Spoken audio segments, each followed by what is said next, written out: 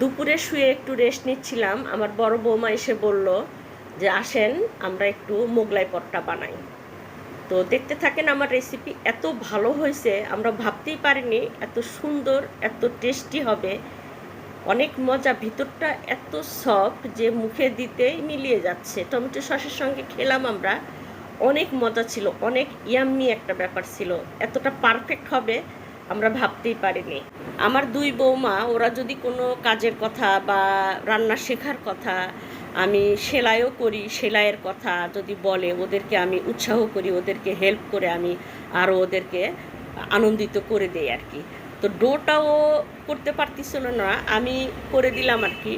ছোট ছোট 2 কাপের মেপে মেপে 2 কাপ আটা, তার সাথে একটু লবণ, 1 চামচ চিনি এবং 2 চামচ রান্নার তেল দিয়ে এটাকে ভালো করে ময়ান করতে হবে। এমনভাবে ময়ান দিতে হবে যাতে তেল আর আটাটা একদম পারফেক্ট মিশে যায়।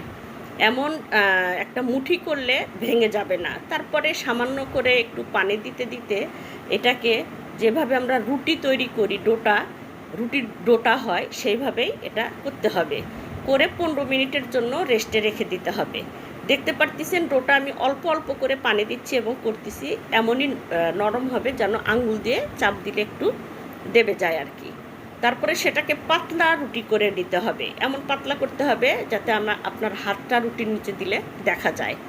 তারপরে একটা ডিম আমরা অমলেটের মতো ফেটিয়ে নিব। এর ভিতরে আছে কাঁচামরিচ কুচি, ধনিয়া পাতা কুচি, তারপরে পেঁয়াজ কুচি, একটু লবণ দিয়ে ফেটিয়ে নিলাম। ওই পাতলা করে বেলে রাখা রুটির ওপরে আলতো করে ডিমটাকে দিয়ে আস্তে করে প্রেস করে এটা সিল করে দিতে হবে যাতে তেলের ভিতরে ডিমটা বেরিয়ে না। তারপরে সেটাকে গরম তেলে ভেজে নিলেই পারফেক্ট আপনাদের মোগলাই পরোটা একদম রেস্টুরেন্ট স্টাইলে হয়ে যাবে। সাথে আমরা আলুর চপ করে নিলাম, তারপরে ছিল কিছু বেগুনি, এগুলো দিয়ে আজকে আমরা বিকালে নাস্তা করলাম।